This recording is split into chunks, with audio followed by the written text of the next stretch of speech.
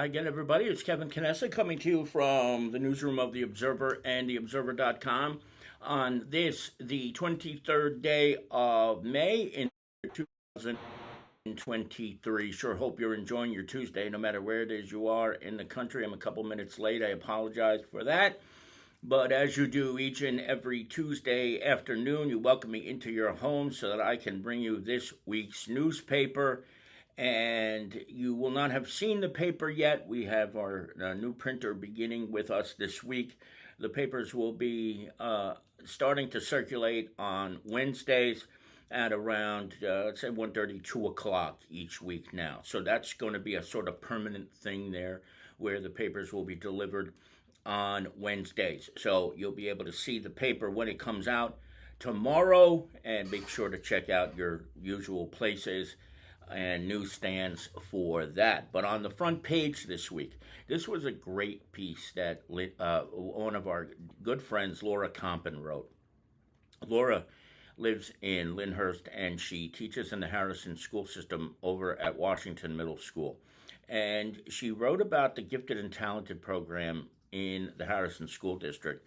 And two of the teachers who I want you to read about in this week's edition took a group of kids to Harvard University, and they have been to other Ivy League schools. One of the girls who is a senior this year is going to UPenn, University of Pennsylvania, an Ivy League school. And it's just a great story about how sometimes you just never know how much a student's value is, and that in Harrison, while it may not be the wealthiest community in the world, there are some wonderful success stories of students who are doing so darn well. These kids are really, really kicking butt in Harrison. And there are two teachers who work in the school system as well who ran this trip up to Harvard and who really believe in the kids, really. And Laura just encompassed it beautifully in the story that she wrote, and I hope you'll check it out. It'll be on newsstands tomorrow, but it's also online right now at theobserver.com, and it's really just remarkable to see really how well these kids are faring, and that there is one who is going into the Ivies just coming up in the fall, and there probably will be many, many more to come. So a great story there, and a great word of thanks to Laura for putting this together and for doing a tremendous job. If you don't know Laura, she's one of the few people in this world who I've ever known who is a prolific painter, drawer. She's an artist and an excellent writer, too. Usually you're good at one or the other, but not both. She has them both down pat, and we're very lucky to have her writing occasionally here for us here at The Observer. So be sure to check it out, pages 1, 2, and 3 of this week's edition. We have the police block. Let's see, what is this? I can't remember. Oh, no, this is a story from the Bergen County Prosecutor's Office. This guy, Condit from Lyndhurst last year, you may remember he held police at bay for 30 some odd hours, but he's since pled guilty to arson and a couple of other charges as well, so he's probably going to wind up doing some time. That was a crazy story that day, because for 30 something hours he didn't want to give up, and it was because a judge had ordered him to surrender his firearms, and I forget what the reason was at the time why the judge made this decision. It's a very rare thing for somebody's firearms to be taken away from them. But in this case, the judge deemed it necessary. He didn't want to give them back. And then while he was outside, he shot off a flamethrower at the SWAT team that was on the scene to protect the community. And when he was there, they had to shut down most of the neighborhood. So people weren't able to get in and out of their houses for almost an entire day, really. So wild story there, but he has been brought to justice.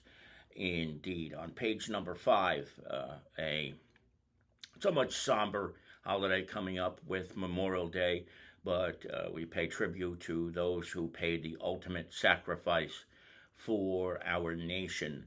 and you'll see some of the towns that have done ads and messages on page number 5. Joanne Barton, our good friend Joanne, has a story on a concert she went to starring the Village People. And she brings up the terminology Disco Inferno, which is kind of ironic because at the concert, the fire alarms went off. Fortunately, there wasn't any kind of inferno, but it did interrupt things for a while. Many of you will remember Governor Jim McGreevey. Well, Governor McGreevey, of course, as you know, is involved with the New Jersey Reentry Corporation, and I believe there's a location right here in Kearney as well, among others.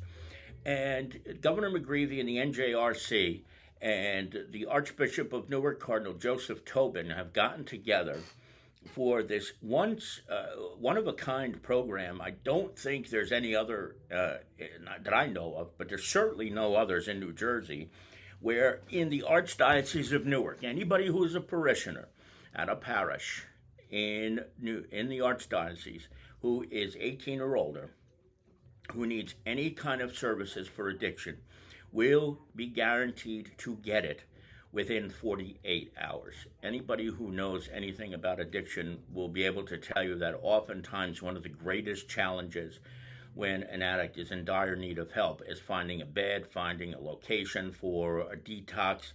Well, because of this innovative program between the governor and the cardinal, within 48 hours, anybody who is in need of addiction services will get it.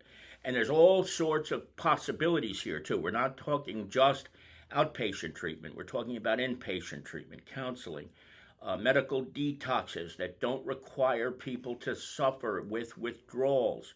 So I really hope you will check that out on page number 8. And I'll be honest with you, we wrote an editorial about it because it is a very, very rare program. It's very forward-thinking.